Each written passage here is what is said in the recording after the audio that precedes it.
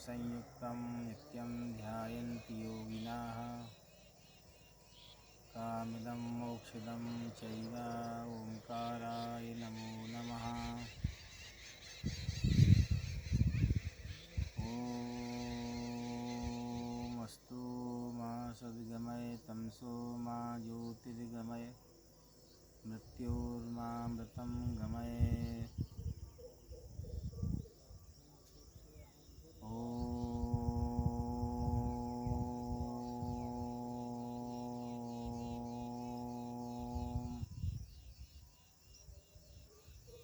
ॐ यस्यांके च विभाति भूधरसुता देवा पगामस्तके बाले बालविदुर्गले च गरलं यस्योरसि व्यालराट् सोऽयं भूतिविभूषणासुरवरा सर्वाधिपा सर्वदा सर्वा सर्वगता शिवा शशिनिभा श्रीशंकरः पातु मां श्रीशंकरः पातु माम्। ॐ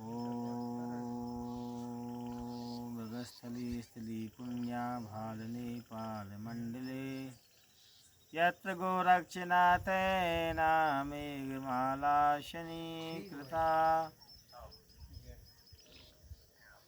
आज हम सब यहाँ समुपस्थित होकर ऐसे वैश्विक विषय पर सत्संग करने चले हैं जो आज बहुत ही समसामयिक विषय है। आज उसी विषय पर संगोष्ठी आयोजित की गई है।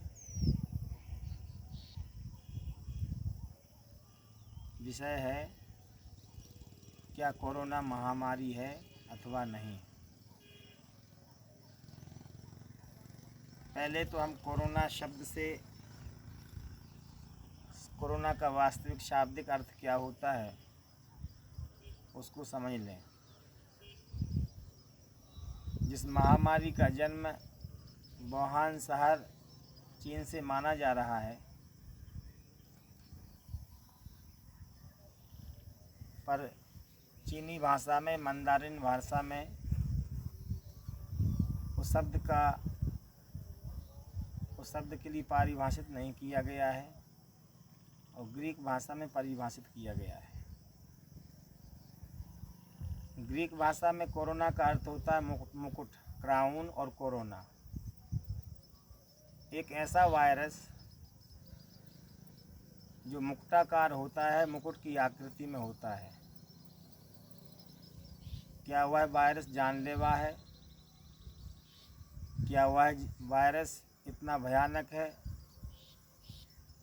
इतना हानिकारक है, इतना फैलने वाला वायरस है कि एक व्यक्ति से दूसरे व्यक्ति में ट्रांसफ़र होकर के लाखों लोगों की जान ले सकता है? ऐसा बिल्कुल नहीं है। अल्फ़ा कोरोना, बीटा कोरोना, जो 19 प्रकार के कोरोना माने गए हैं, और प्रत्येक साल में हर व्यक्ति के लिए 5 से 6 बार कोरोना होता है। स्वाइन फ्लू की तरह है, सर्दी खांसी जुकाम है। ऐसे धरती पे बहुत कम लोग होंगे जिनके लिए सर्दी खांसी जुकाम प्रत्येक वर्ष नहीं होता हो। सर्दी खांसी जुकाम हमारी इम्यूनिटी पावर को मजबूत करते हैं, पर इन सारे कोरोना के जो अन्य कोरोना नाम से जाने गए, उन कोरोना का उतना प्रचार प्रसार नहीं हो पाया। इस कोरोना के लिए मीडिया ने हवा बना दिया, इतना प्रचार प्रसार किया, कितनी फर्जी फेक न्यूज़ के माध्यम से प्रचार प्रसार किया गया है। इन्होंने घोषणा की, मीडिया वालों ने, कि ब्राज़ील में लाशों के ढेर, ब्राज़ील में कोरोना से इतने लोग मारे गए कि अंतिम संस्कार करने के लिए, दफनाने के लिए कब्र में ईसाई लोग दफना नहीं पा रहे हैं, लाशें पड़ी हुई हैं। मानो ये बताने का प्रयास किया जा रहा है अनपढ़ समाज के बीच में, बुद्धू बनाया जा रहा है। जैसे मीडिया वाले सोच रहे हों कि नोएडा बराबर होगा, नोएडा के एक मोहल्ला कॉलोनी बराबर ब्राज़ील होगा, जबकि ब्राज़ील का क्षेत्रफल भारत से 3 गुना है। 85 लाख वर्ग किलोमीटर में फैला हुआ ब्राज़ील देश है। क्या ब्राज़ील में 20,000 आदमी मर जाएं तो क्या उनको दफनाने के लिए जगह नहीं मिल पाएगी? वहाँ तो 100 करोड़ भी जब मर जाएं आदमी तब भी जो है वहाँ दफनाने के लिए, जलाने के लिए जगह है, क्योंकि वो भारत से 3 गुना बड़ा देश है। पर्याय अमेरिका के राष्ट्रपति के पीछे पड़ गए WHO के इशारे पर कि अमेरिका का राष्ट्रपति ट्रंप मास्क क्यों नहीं लगाते हैं। अमेरिका का वायरस भारत में फैल करके नहीं आ जाएगा, मीडिया वालों को नहीं लग जाएगा, लेकिन मीडिया वाले कोलाहल हल्ला शोरगुल मचा रहे हैं कि अमेरिका का राष्ट्रपति डोनाल्ड ट्रंप मास्क क्यों नहीं लगाता है। भाई आप लोगों के लिए दिक्कत हो तो आप मास्क लगा लीजिए, लेकिन अमेरिका के राष्ट्रपति के पीछे क्यों पड़े हुए हैं? ये तो उस राजा की तरह कहानी है। एक राजा के यहाँ पर ज्योतिषी आया और ज्योतिषी ने कहा कि प्रलय आने वाला है और प्रलय आने से धरती नष्ट हो जाएगी। तो राजा ने ज्योतिषी से पूछा कि बचने का उपाय क्या है। तो राजा से कहा ज्योतिषी ने कि सभी लोग नंगे हो जाएं, आपकी पूरी प्रजा, और ढपला नगाड़ा बजाएं तो सब ठीक हो जाएगा, प्रलय नहीं आएगा फिर। तो सारी प्रजा, मंत्रीगण भी नंगे होकर, कपड़े उतार कर नंगे हो गए और ढपला नगाड़ा बजाने लगे।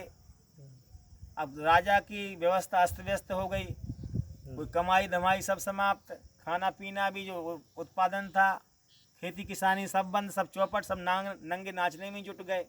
कोई नगाड़ा बजा रहा है, कोई ढोलक बजा रहा है वहाँ कि हमारा प्रलय नहीं हो। एक दिन राजा ने मन में विचार किया, अरे अब तो प्रलय समाप्त हो गया, लेकिन अब नहीं आएगा प्रलय। लेकिन वो नाचना बंद कर ही नहीं रहे थे लोग। जैसे अभी मास्क लगाना बंद नहीं हो रहा है, 15-21 दिन में महामारी भगाने का वादा किया गया था थाली और लोटा बजा करके। अब 21 दिन आज तक तो लोगों को शांति रही कि कोरोना महामारी भग जाएगी, लेकिन अब वो भागने वाली है ही नहीं है, क्योंकि वो है ही नहीं तो कहाँ से भाग जाएगी। पहली बात तो ये है। सर्दी खांसी जुकाम की कोई दवा होती है?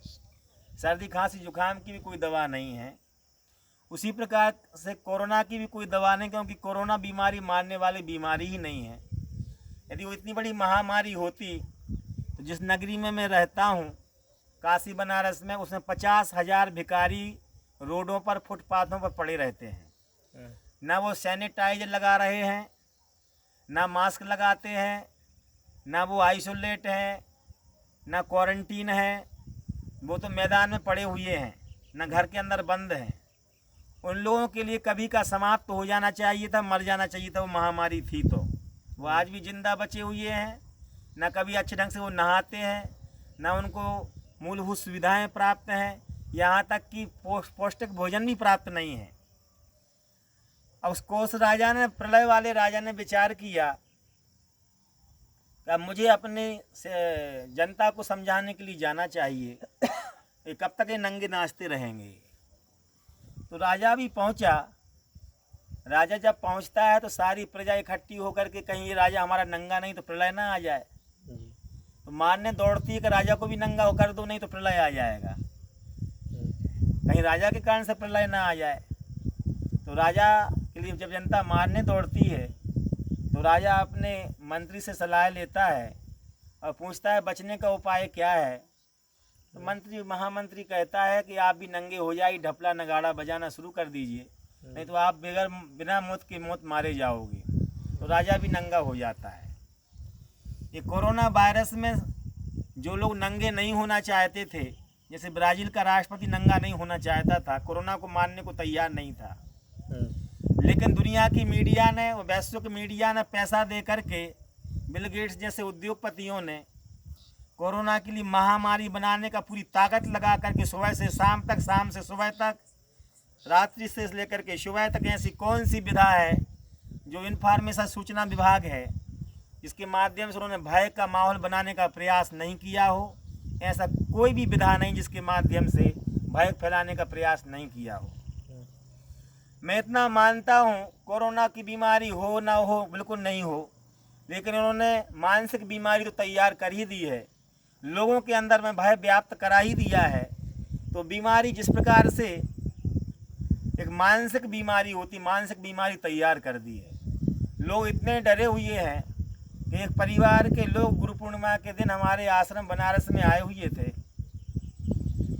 तो उन्होंने कहा कि हम 3 महीने से मकान की छत से नीचे नहीं उतरा, मेरा लड़का न लड़की न हम न स्वयं कोई नहीं उतरा। हमने कहा तब तो आपने बड़ा लॉकडाउन का पालन किया है। आपके अंदर जो बाहर नहीं निकलेंगे, सूर्य भगवान की रोशनी नहीं लेंगे, बाहर की हवा नहीं लेंगे, तो आपकी रोग प्रतिरोधक क्षमता कम हो जाएगी, हार्ट इम्यूनिटी पावर ख़त्म हो जाएगा और आप वैसे ही कोरोना से पीड़ित हो जाएंगे, दूसरा कोरोना आपको पकड़ लेगा। क्योंकि कोरोना कोई बीमारी नहीं है, कोरोना कोई महामारी नहीं है, ये मनुष्य के द्वारा भय के द्वारा व्याप्त एक महामारी बनाया गया। इसलिए इतना त्रास दिया गया, कंपनियों के माध्यम से पैसा खर्च किया गया कि बिल गेट्स ने इस कोरोना पीरियड जो तथाकथित सो कॉल्ड कोरोना पीरियड है, इसने सबको नंगा कर दिया है, ढपला और नगाड़ा बजाने को मजबूर कर दिया है। सब जगह बेरोजगारी का आलम ऐसा है तो 10 साल तक हमारा देश तरक्की नहीं कर पाएगा। सब लोग उसी में लगे हुए हैं, प्रचार प्रसार करने, बड़े बड़े मंत्री, उद्योगपति, सिनेमा स्टार, और सब लोग एक नंगा था तब सब नंगे होने लगे हैं। अब नंगा होने का शौक बढ़ गया है कि मुझे भी कोरोना है।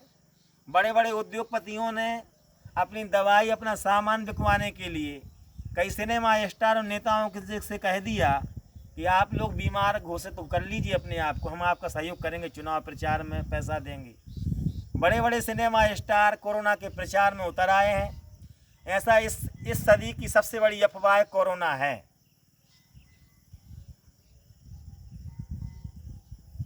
कोरोना इस सदी की सबसे बड़ी अफवाह है।